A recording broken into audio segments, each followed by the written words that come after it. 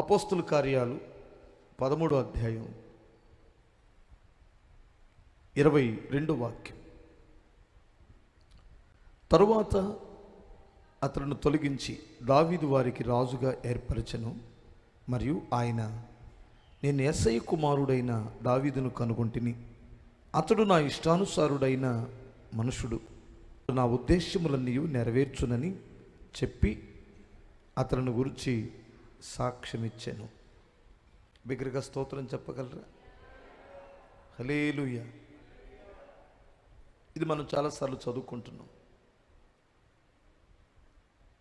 ఎంతోమంది భక్తులు ఉన్నారండి, కానీ ఈయన గురించి, దావీదుని గురించి ప్రభు ఎంత మంచి సాక్ష్యం ఇస్తాడంటే, అతడు నా ఇష్టానుసారుడైన మనుషుడు, నా ఉద్దేశ్యములన్నీ అతడు నెరవేర్చును అన్నాడు. దేవుని దగ్గర దేవుని ఇష్టాన్ని సంపాదించుకోవడం, దేవుని హృదయంలో ఈ సాక్ష్యం పొందడం ఎంత అద్భుతమైన పనో. అది సామాన్యమైన పని కాదు, ఒకనాటి కష్టం కాదు, ఒకనాటి నిందలు కాదు, ఒకనాటి పోరాటాలు కాదు. ఎన్నో పోరాటాల మధ్యలో దేవుని దగ్గర నుంచి సాక్ష్యం పొందుకున్నాడు దావీదు.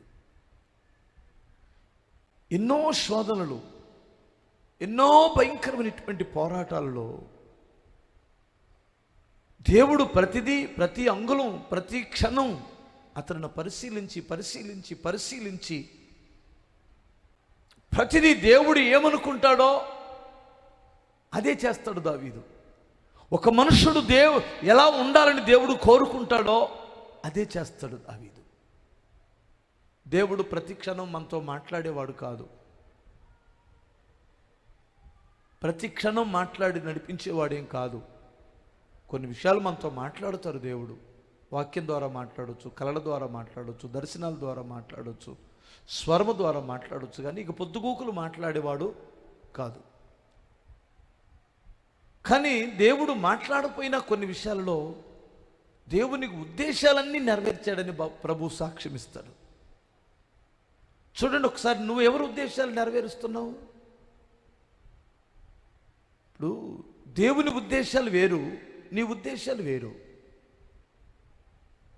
నీ ఉద్దేశాలన్నీ నెరవేర్చుకోవడానికి నువ్వెంతకైనా తెగిస్తావు. మనుషుల ఉద్దేశాలు నువ్వు నెరవేర్చడానికి ఎంతో త్యాగం చేస్తావు. అందుకని దేవునికి హృదయంలో వేదన, దుఃఖం. నా ఉద్దేశం నెరవేర్చడానికి నువ్వేం చేస్తున్నావు? నా ఉద్దేశాలు నెరవేర్చడానికి నువ్వు పడే కష్టం ఏమిటి? అసలు నీ ప్రవర్తన నాకు ఇష్టతరంగా ఉందా?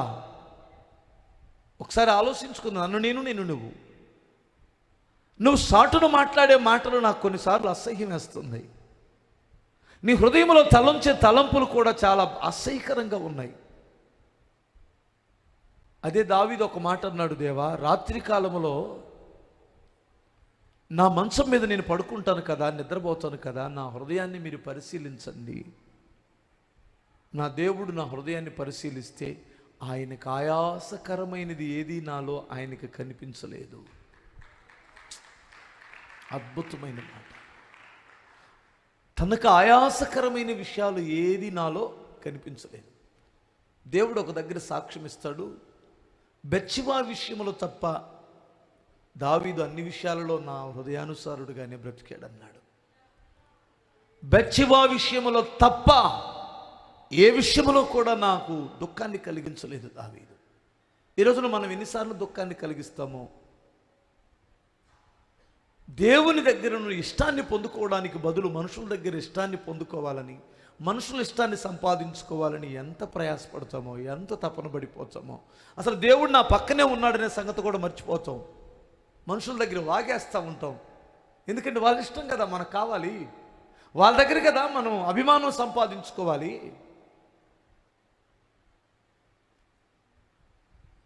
ఓసారి దైవజనుడైన యేసన్న గారు ఇక్కడ జూట్ మిల్ కాలనీ దగ్గర యువతల, మన కలెక్టర్ ఆఫీస్కి యువతల ఒక మీటింగ్ జరిగింది. ఒక గొప్ప దైవజనుడు పిలిచాడు ఆయనని. ఆయనకి కాస్త పారిన సపోర్ట్ ఉంటుంది ఆ పిలిచిన ఆయనకి. సరే పాటలన్నీ అయిపోయినాయి, ఆయన వచ్చాడు, ఆ యేసన్న గారు వచ్చారు. వచ్చిన వెంటనే వచ్చిన తర్వాత ఒక అరగంట ఎట్లా పాటలు పాడుతున్నారు. ఆయన వచ్చి కూర్చొని మెలకుండా ఉన్నాడు. ఇక రకరకాల వాళ్ళకి చప్పట్లు కొట్టడం, దండలు వేయడం ఏందో చేస్తున్నాడు. ఇప్పుడు యేసన్న గారిని స్టేజీ మీదకి పిలవాలి. ఇప్పుడు దైవజనులు యేసన్న గారు స్టేజీ మీదకి వస్తారు.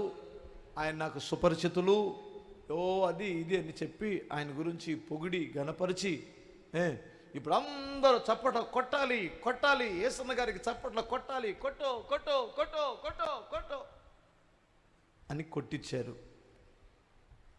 ఆయన వెళ్ళి స్టేజీ మీద కూర్చున్నాడు.